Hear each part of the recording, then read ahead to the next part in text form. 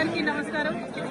ఈరోజు మహాశివరాత్రి సందర్భంగా తెలంగాణ ప్రజలకందరికీ కూడా హృదయపూర్వకంగా శుభాకాంక్షలు తెలియజేస్తున్నాను. అట్లానే యావత్ భారతావనిలో కూడా మహాశివరాత్రి అంటే చాలా పెద్ద పర్వదినం. పర్వదినం సందర్భంగా మన దేశంలో ప్రజలు అందరూ కూడా సుభిక్షంగా ఉండాలని చెప్పి మనస్ఫూర్తిగా కోరుకుంటున్నాను. మన తెలంగాణలో దక్షిణ కాశీగా పిలువబడేటటువంటి వేములవాడ రాజన్న దర్శనం చేసుకోవడం నా పూర్వజన్మ సుకృతంగా నేను భావిస్తా ఉన్నాను. అది కూడా శివరాత్రి రోజు పొద్దున్నే అయ్యవారి దర్శనం, అట్లానే అమ్మవారి దర్శనం, లక్ష్మీ గణపతి దర్శనం చాలా అద్భుతంగా సాగింది. మరి మన వేములవాడ రాజన్న అంటేనే కోడి మొక్కల రాజన్న. మన తెలంగాణ ప్రజలకు కొంచెం బంగారం లాంటి మన రాజన్న. మరి రాజన్నను అంతకుముందు ఆంధ్ర పాలకులు పట్నం చేసిన విషయం మీకు తెలిసిందే. ఎవరు వేములవాడకు వస్తే వాళ్ళు ఎలక్షన్ గెలవరని చెప్పి అపవాదు పెట్టి వేములవాడ క్షేత్రాన్ని దేవుళ్ళని కూడా బదనాం చేసిన పరిస్థితి. కానీ గత 10 సంవత్సరాలుగా కేసీఆర్ గారి పరిపాలనలో సిరిసిల్ల జిల్లాను ప్రత్యేకంగా క్రియేట్ చేసి మరి ఏర్పాటు చేసినటువంటి సిరిసిల్ల జిల్లాలో గర్వంగా సగర్వంగా మన రాజన్న పేరు పెట్టుకొని రాజన్న సిరిసిల్ల జిల్లా అని చెప్పి మనం ఏర్పాటు చేసుకోవడం జరిగింది. ఆ తర్వాత కూడా ఎట్లా అయితే ఇది ఒకప్పుడు రాజరాజ నరేంద్రుడి సమయంలో అద్భుతంగా వైభవోపేతంగా ఈ ఆలయం ఉన్నది, అట్లానే 30 ఎకరాల భూమిని కూడా మరి చెరువు కోసం కొని ప్రభుత్వం నుంచి తీసుకొని అట్లానే బతికోచమ్మ కూడా నిత్యం అనునిత్యం దూరం ఎక్కుతారు వేములవాడలో. అటువంటి బతికోచమ్మ డెవలప్మెంట్ కోసం కూడా 10 ఎకరాలు సపరేట్ గా కొని, ఎందుకంటే వేములవాడ దక్షిణ కాశీ అంటే ఎట్లుంటారో అట్లనే ఉంటది.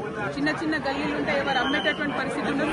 అయినా ప్రభుత్వం చొరవ తీసుకొని దాదాపు 250 కోట్ల పైచిలకు కేవలం ఆలయం అభివృద్ధి కోసమే ఖర్చు చేసినటువంటి ఘనత కేసీఆర్ గారి ప్రభుత్వానికి దక్కిందనేది నేను ఈ సందర్భంగా తెలియజేస్తున్నాను. మరి ఆ డెవలప్మెంట్ కొనసాగాలి.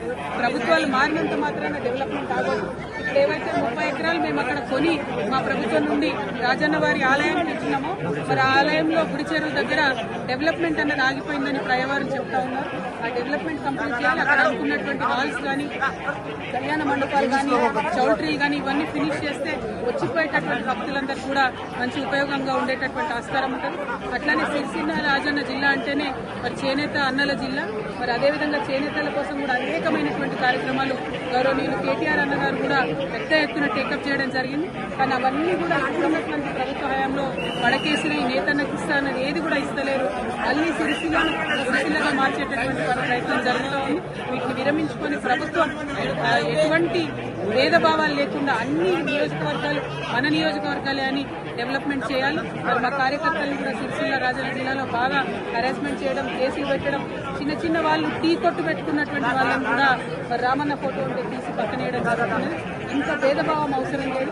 ఇవాళ పండగ రాజకీయం మాట్లాడదనుకున్నా కానీ మనకు తెలంగాణ ఉద్యమ సందర్భంగా కూడా ఎప్పుడైనా కూడా గుడైనా బడైనా చెప్పేది గంటపతంగా చెప్పేటటువంటి నిజాయితీ ఉన్న వాళ్ళం కాబట్టి ఈ అంశాలు కూడా చెప్పాల్సి వస్తుంది.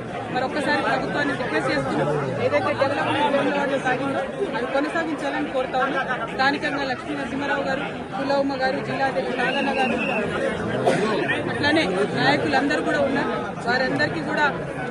వారందరితో కూడా మరి డెవలప్మెంట్ జరిగింది.